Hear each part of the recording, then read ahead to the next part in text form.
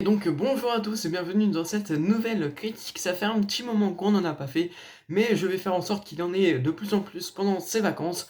Je vais voir plein de films ces 2 jours-là, l'histoire qu'on ait, et bien pas plein de critiques qui vont suivre la semaine prochaine. Et donc aujourd'hui on va parler donc de Mort sur le Nil, qui est donc un film réalisé par Kenneth Branagh et avec Kenneth Branagh, donc Mort sur le Nil, pardon. C'est un film qui a un casting de malade. On a Gal Gadot, on a Emma Mackey, on a eh ben, Kenneth Branagh, on a plein d'autres acteurs, on a Laetitia Wright, enfin plein d'acteurs et d'actrices qui sont aujourd'hui renommés à Hollywood. Et, euh, et donc, est-ce que le film il vaut vraiment le coup? Est-ce qu'il est bien? Est-ce que je vous conseille d'aller le voir? Alors moi, j'ai bien aimé Mort sur le Nil, cependant, je ne le recommande pas du tout. Parce que c'est un film qui, malgré le fait que je l'ai bien aimé, il a quand même beaucoup de défauts et faut quand même le souligner. Personnellement, c'était une très grosse déception, j'en attendais beaucoup, notamment suite à sa bande-annonce qui envoyait beaucoup d'actions, qui étaient très dynamiques et qui envoyait un scénario, on va dire, très fluide. Et, et là, bah, c'est pas vraiment le cas en fait. C'est une longueur absolue, Mort sur le Nil, mais on va en reparler tout de suite. Alors déjà, la mise en scène, elle correspond parfaitement au personnage, donc le personnage qui est Hercule Poirot, tiré des romans d'Agatha Christie. Alors ça correspond parfaitement à son personnage, pourquoi? Eh bien parce que Hercule Poirot est quelqu'un de très, comment dire, cartésien. Il va chercher la perfection, il est un peu maniaque sur les bords, tu vois. Et ça se ressent aussi au niveau de sa mise en scène où il y a beaucoup de plans très symétriques, les uns bah, d'un côté et de l'autre, c'est très symétrique et ça revient beaucoup notamment sur les plans qui mettent en valeur Hercule Poirot. Euh, Pareil, on va chercher à ordonner toutes les choses que l'on voit. Voilà, il y a un moment dans le film où il y aura des petites parts de gâteau, et ben ils vont mettre ça de manière très carrée, très ordonnée, parce qu'elles sont destinées donc à Hercule Poirot, et que bah, c'est lui le personnage qui est mis le plus en avant. Euh, Cependant, en termes de mise en scène, il y a du bon, il y a aussi surtout du très mauvais. Quand je dis qu'il y a du bon, eh bien, il y a par exemple euh, des paysages du Nil et de l'Égypte qui sont vraiment sympathiques avec des beaux couchers de soleil. C'est des paysages qu'on voit souvent qui servent eh bien, de transition, comme c'est le cas dans beaucoup de films. Et alors ceux-là, je les ai trouvés assez jolis, un peu trop mis à l'écran à mon goût, je trouve, mais ça c'est, on va dire, c'est que mon avis à moi, donc en vrai, c'est pas super grave si on a beaucoup, au contraire, parce que c'est les seuls beaux plans qu'il y a. Euh, dans la globalité, le film il est très moche. Il a euh, une photographie qui est vraiment affreuse. Euh, Au niveau du montage et du découpage, n'en parlons même pas. Il y a des scènes qui sont même pas censées être collées les unes aux autres, je pense, mais qui ont été faites comme ça. Alors je ne sais pas pourquoi, mais c'est pas du tout logique dans la manière eh ben, de monter le film, de la mise en scène, c'est pas du tout logique d'avoir fait ça. En termes d'effets spéciaux, alors le film use beaucoup de fonds verts et, et il devrait pas, parce que très clairement, les fonds verts ils sont vraiment dégueulasses, ils sont ratés, ça bave de partout. Il y a certains moments dans le film où quand tu prêtes bien attention, tu vois le vert autour des personnages, comme quoi c'était vraiment pas fini. Même sur YouTube, on n'a pas un niveau de je m'en fous total à ce point-là. Euh, non, là, c'est vraiment. Ouais, c'était du fond vert dégueulasse. Ça se voyait que c'était du fond vert, ça bavait, c'était totalement moche. Il y a quelques effets numériques aussi, mais là encore, c'est totalement raté. On va venir faire par exemple des trackings de caméras virtuelles, donc avec des éléments 3D comme le bateau où ils sont. Et là encore, c'est totalement foiré. Alors, en termes de mise en scène, je vous le dis, c'est ce qu'il y a de pire dans le film, et pourtant c'est un film de Kenneth Branagh. Alors qu'on aime ou pas, même si c'est un réalisateur qui divise beaucoup, il fait quand même des plutôt bons films. Il a réalisé Alien 4, il me semble. C'est lui qui fera Belfast en mars. Alors même si Belfast c'est pas le film qui me euh, hype le plus, mais voilà, il est quand même capable de faire du cinéma, et là de voir qu'il te sort des films comme ça, mais totalement raté en termes de mise en scène, mais c'est limite affreux en fait, tellement c'est moche, Mais voilà, je vais pas tacler le film plus que ça, en fait, j'ai l'impression que c'est ça. En fait, mon impression sur ce film, c'est que le film, il est pas terminé.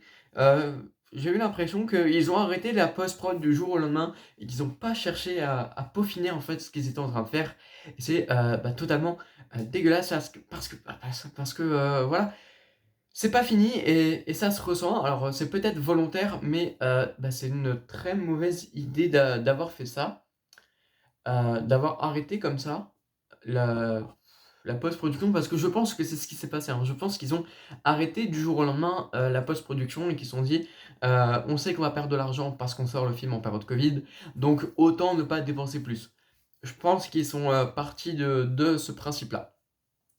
Ensuite, Mort sur le Nil, c'est la suite directe du Crime de l'Orient Express, donc qui était sorti en 2017, qui lui aussi comportait des défauts, pareil sur les fonds verts, sur la réalisation. Cependant, il était quand même bien meilleur. Le Crime de l'Orient Express était, bien meilleur. Il était déjà beaucoup plus dynamique, il était aussi un petit peu plus joli et puis il prêtait plus attention, à ses décors. Voilà, le Crime de l'Orient Express, il y avait des décors qui étaient plutôt sympas. Alors oui, certes, c'est normal, vu que l'Orient Express est un, monument, c'est quelque chose de, on va dire de, ouais, de reconnu, de célèbre pour sa beauté et cetera, donc c'était un petit peu normal qu'ils viennent, miser sur le décor. Cependant là, dans Mort sur le Nil, à part les paysages qui sont, full numériques et pas très beaux, heu, on a le bateau et qui lui, il est clairement pas exceptionnel, il est pas, travaillé, ça fait bateau des années 30 mais sans plus quoi. Vraiment c'est pas hyper beau. Pareil au niveau du huis clos, donc le fait que, eh bien, les personnages sont tous entre guillemets «enfermés» dans la même pièce et que le tueur est forcément parmi eux. Eh bien, dans Le Crime de l'Orient Express, c'était assez bien géré. Dans Mort sur le Nil, ça l'est, on va dire, un peu moins.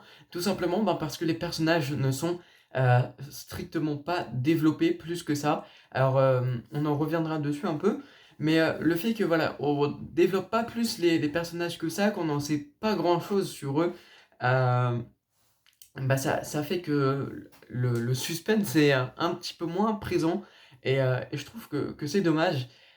Surtout qu'avec le casting qu'on a et bien, ils auraient pu faire quelque chose, de génial en termes de personnages, mais vu que les personnages sont assez mal écrits, le casting, bien qu'exceptionnel, n'a pas grand-chose à jouer et donc c'est assez dommage et comme je l'ai dit, ça nique un peu le suspense, ouais, parce que, ces personnages-là, ils sont, pas forcément, comme je l'ai dit, travaillés et du coup, on va dire pour enquêter, nous, en tant que spectateurs, parce que c'est aussi le but de ce genre de film, c'est de savoir qui est le coupable, qui est entre guillemets «l'assassin», heu, c'est, assez compliqué quand tu as pas ces éléments-là, que tes personnages, ils n'ont pas de caractère, on va dire, donc ouais, c'est assez compliqué. Ensuite, si je devrais citer encore un défaut à ce film, c'est qu'il y a, un vrai problème de, tempo. On va passer 1 heure, en gros, la première heure du film, à introduire tous les personnages sans qu'il ne se passe, rien d'extravagant. Alors oui, il y a peut-être deux trois scènes dans un tombeau égyptien qui, voilà, vont ramener un peu d'action, mais c'est pas ça non plus qui va faire, que le film est génial. Mais, ouais, en fait, il y a un gros problème de longueur dans cette première partie de film. Ensuite, au bout d'1 heure, tu assistes enfin au premier meurtre que tu attendais tant parce que c'est, le but du film et après tu as toute une enquête et là, l'enquête qui,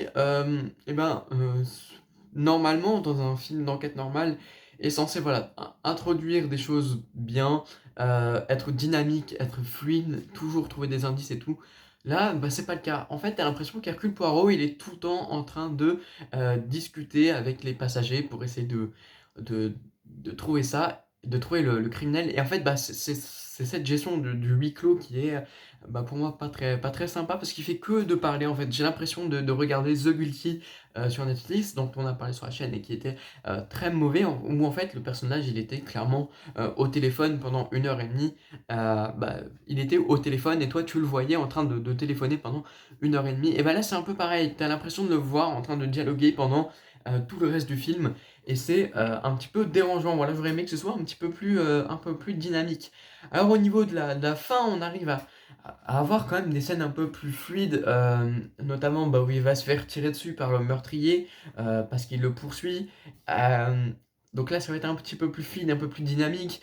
Pareil à la toute fin, donc quand il va faire le reveal, donc je vais pas spoiler, mais quand il va révéler, ce qui s'est passé, hem, la scène est plutôt bien faite. C'est la seule scène à peu près bien filmée, assez jolie en termes de photographie.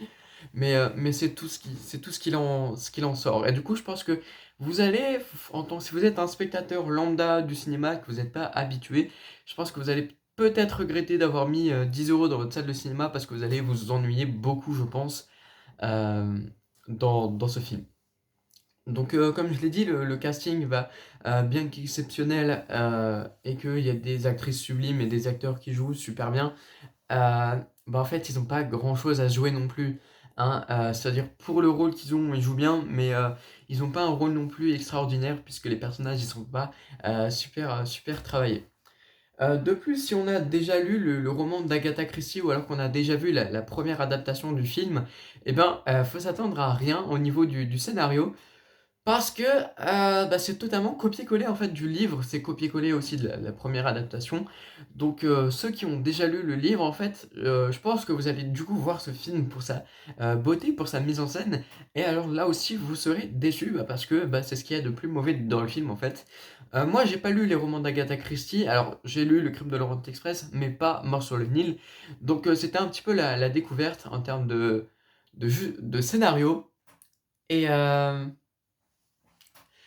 et on va dire, bah, ça m'a pas plus, touché que ça. Alors peut-être que le roman est peut-être, plus sympa, mais en termes de film, en fait, autant des fois j'aime bien essayer de découvrir qui est le meurtrier, dans les autres films d'enquête, là, bah, c'est pas le cas. Clairement, ça m'a, complètement saoulé, en fait. Vu que je m'ennuyais dans le film, je cherchais même pas à savoir qui c'était. Alors j'avais ma petite idée, mais j'ai pas cherché à l'approfondir et au final, bah, j'avais raison, mais c'est pas, on va dire, c'est pas une fierté pour moi parce que, ouais, j'ai pas cherché à savoir le pourquoi du comment.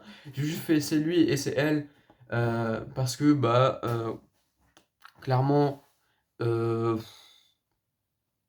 voilà, c'était juste un, on va dire un feeling, mais j'avais pas de réel motif. Il s'avère que c'était ça, donc voilà. Mais après, ouais, si vous avez déjà lu les romans, n'allez clairement pas voir le film parce que bah, il y a rien à en tirer du coup. Pour finir, même si j'ai quand même apprécié Mort sur le Nil, oui, on dirait pas vu que je viens de le tacler durant toute la critique. Euh, Bah, je le recommande pas forcément parce que c'est pas forcément un film qui plaira à tout le monde. Euh, Sachant que il est très long, il est pas forcément beau et c'est pas un film ultra dynamique, donc il plaira pas, au grand public. Moi, je l'ai un petit peu apprécié, c'est pas non plus, exceptionnel, hein, mais je le déteste pas non plus, donc en vrai, voilà. Si je devrais lui mettre une note sur 10, et ben, ce serait 6,5, donc bah, c'est pas mauvais non plus, mais ça casse pas 3 pattes à un canard. Donc voilà. C'est tout pour cette critique, merci de l'avoir regardé jusqu'au bout, j'espère qu'elle vous aura plu. Si c'est le cas, bah, le petit pouce bleu, n'hésitez pas à me dire ce que vous avez pensé du film ou si vous irez le voir au cinéma dans les commentaires. Et on se retrouve très prochainement pour de nouvelles critiques. C'était Go, ciao.